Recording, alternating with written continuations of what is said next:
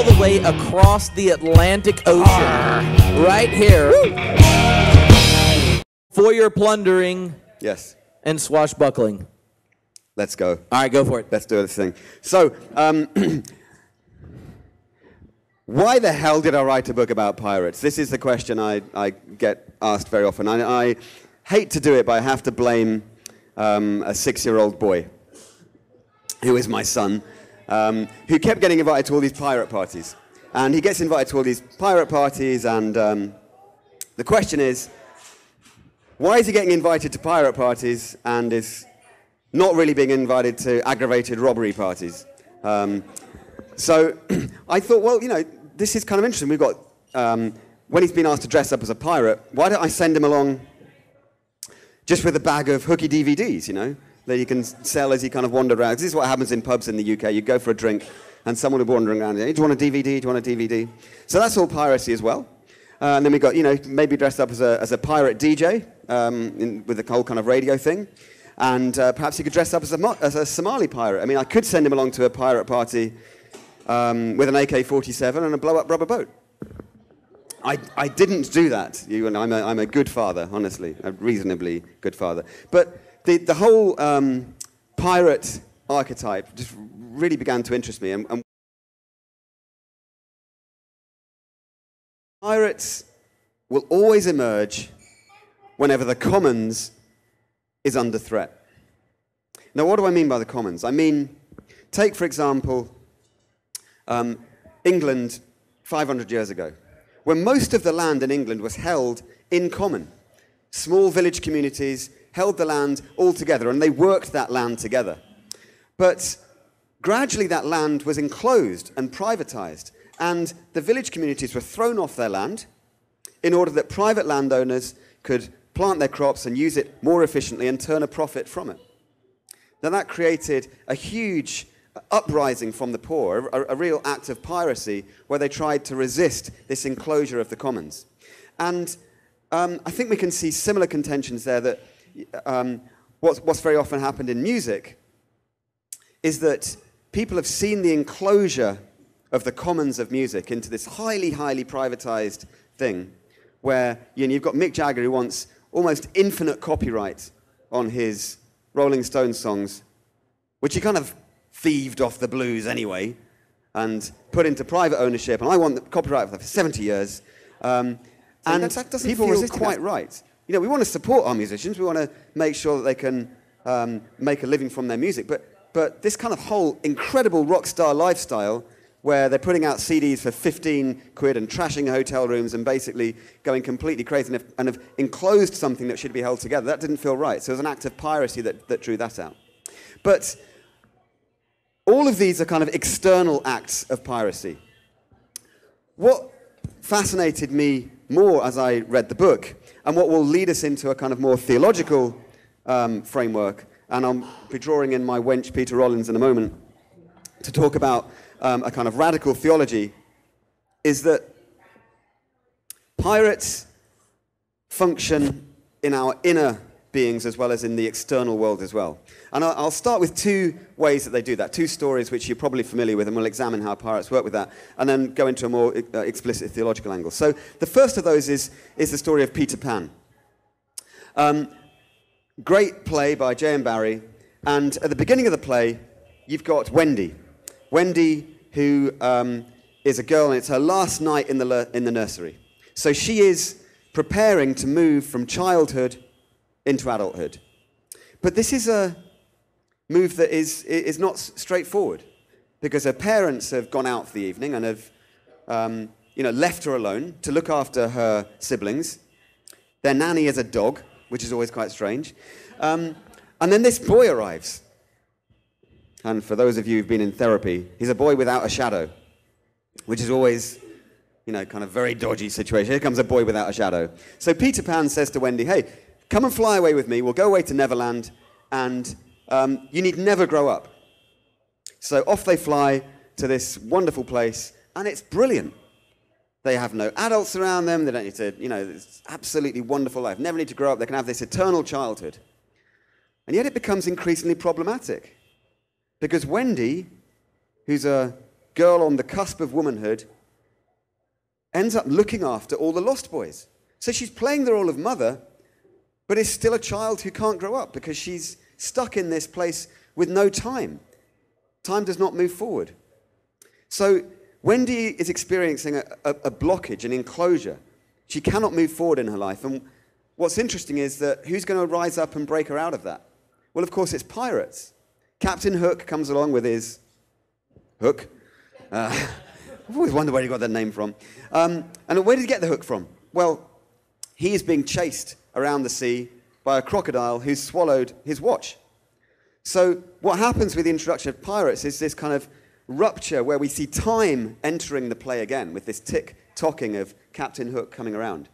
And in order to achieve this work of unblocking, what Wendy needs to do is to overcome the pirates. She has to overcome Captain Hook, and that's what her and Peter Pan do. And interestingly, the person who plays Captain Hook in the original setting of the play is the same person who plays her father. So what Wendy is doing in overcoming the pirates in this kind of playful metaphor is overcoming her own father, overcoming that blockage. And that's why we allow our children and me to dress up as pirates, because we're introducing them to this playful metaphor that, do you know what, at some point, in order to individuate, in order to become a healthy adult, you are going to have to fight me and slay me. And we do that in a kind of playful manner. You're going to have to work out how to break free of me as a parent and to become your own person. And we see at the end of the play that that's actually been a repeated cycle, because Wendy's mother recognizes Peter Pan from her own childhood. So this is a kind of archetypal cycle that we have to go through, and it's pirates that bring us from this place of blocked childhood, break us out of that into something more mature by overcoming the father. Now, the second story is similar to that, and it's a story of overcoming the father, and it's in The Empire Strikes Back, where you've got Luke Skywalker. That was an impression of a lightsaber. It was a good impression of a lightsaber. Yeah, it was a very good impression. We'll add it in later, yeah. I am fluent in 300 million languages. Anyway, back to the... So Luke is hanging on to some space thing, and I won't be more specific than that because there's going to be someone who knows The Empire Strikes Back incredibly well who'll bring me down on it. And Darth Vader is fighting him.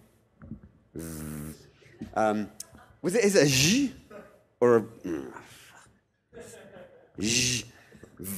And he says, Luke, I am your father. And this is a terrible rupture for Luke. He says, no. And Vader says to him, look, if you join with me, we can bring balance to the Force. And there's this huge temptation, like, come and join, leave your rebellious ways and come and join the Empire.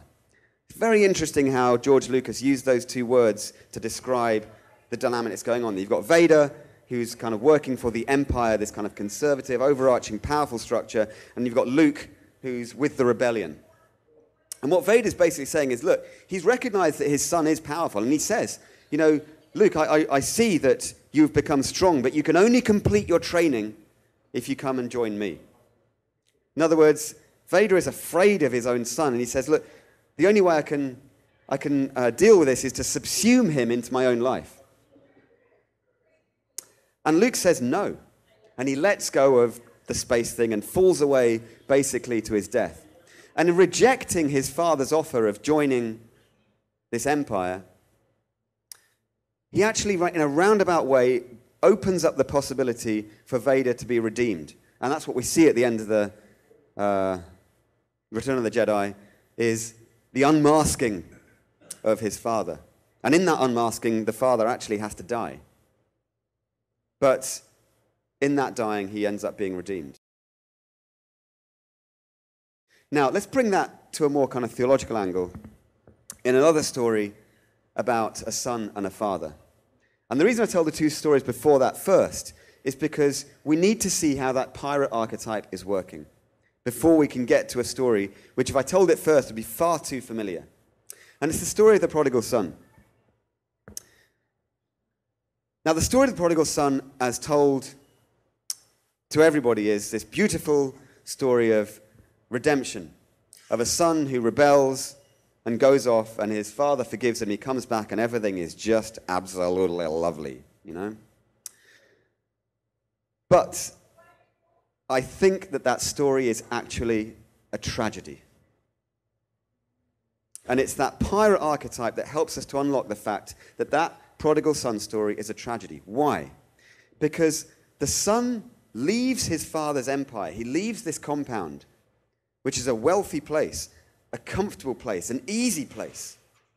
And he goes off to a place of need. Yeah, he goes off to break free and have some fun and just get out of there. And, just like, God, I need to get that whole family thing out of my hair. And he rebels a bit and does all this stuff. And then he finds himself in a place of chronic need. And he finds himself among these animals, waiting, he's tempted to eat their food. And he's tempted to go back. Maybe I could just go back. Well, no, hold on a minute. I'm not going to fall for that. So I'll have a compromise. I'll go back, but as an honest laborer. And that's what the text says. I'll go back and work. So he goes back with these great intentions, like, Dad, I don't want this comfortable thing of just being a normal son or everything. I want to work for a living. I want to be, a good laborer. And his father sees him. And it's not like the father has run out to find him. Father sees him approaching and goes out, puts the ring back on his finger, symbol of status, puts the robe back on his shoulders, symbol of comfort and warmth, and lays on this huge feast. And as the son sits there with the food in front of him, he says, I was alive, and now I'm dead again. You see, the prodigal son story can be read in that pirate archetype as a complete tragedy because nothing changes. The father's empire remains enclosed. The young son attempts to break it open and completely fails to do so. And that's perhaps why the older son is so angry with him. Now, there's a parallel story that Luke must have known, and that's the story of the Odyssey, which is, the old Greek story of Odysseus, and he's been fighting the war in Troy for about 10 years. He's been away from home, and he's trying to get home. But the gods are stopping him from getting home, and the gods just prevent him from getting back to Ithaca, where his wife is and where his son is. And instead, he's constantly tempted by beautiful women and has these huge battles, which is basically what his life was before anyway. But now he's saying, well, the gods are stopping me from getting home. So Athena, the god of just war, of philosophy, of rational thought, goes to Odysseus, his son, Telemachus, whose name means far from war. In other words, he's a long way from his father. He's a different person to his father. And tells Telemachus, you've got to go out and find your father. And off he goes, and he searches round and round and round, and eventually he does find his father. And where does he find him? He finds him right back on Ithaca. He's almost home. All he's got to do is walk another mile, and he's back there. But he can't accept it. He says, I can't get home. I can't get home. The gods are stopping me from getting home. And where is he? He's living holed up with a pig herder. Again, it's this sense of being among the animals that presents this challenge of, there's something going on there. And what Telemachus does, which turns the Odyssey into a triumph, is he says, Dad, you've got to give up this whole damn thing about it's the gods who are stopping you from coming home. Just come home. And he does that, and the story ends up with this unification. Not that the son has changed and failed, but that the father has changed and come to a new place. Now, when Jesus tells that story of the prodigal son, having in mind perhaps too this story of the Odyssey, surely he must see that when we talk about the turn in the animal feeder amongst the animals, he sees his own ministry reflected there. And that same challenge was the challenge that Jesus faced. Coming from this comfortable place of heaven where his father is, and everything's just so fantastic and straightforward, but it's enclosed, it's bound up, there's no free access there. People are excluded. And he comes down from heaven into this place of the animal feeder, and the challenge is there. What am I going to do? Do I go straight back? and leave nothing changed? And Jesus totally resists that. And on the cross, we know those words that he said, my God, why have you forsaken me? And I just wonder if there's a different intonation which might be helpful there. It's like, God, why have you forsaken me? What's your problem? You know, you've got some kind of obsessive compulsive thing going on, like all this purity and everything. Just come out here. There's people here in need. And the challenge is presented, and the temple curtain rips open. And what we see there in that moment of crucifixion is a changed father. Now that is the move presented through this kind of playful thing of pirates, of the move of this, what Pete and I have been calling this radical theology. And it is a theology which presents a destruction of the big other. This big other that says, I can't do this. You know, I'm not good enough. Other things, the gods are stopping me, whatever. And the act of the pirate is to say, do you know what? I need to take radical responsibility for my own life, for my own existence. I'm not going to be blaming the gods, and I simply need to be this person I need to be, rather than deferring to the big other at some time.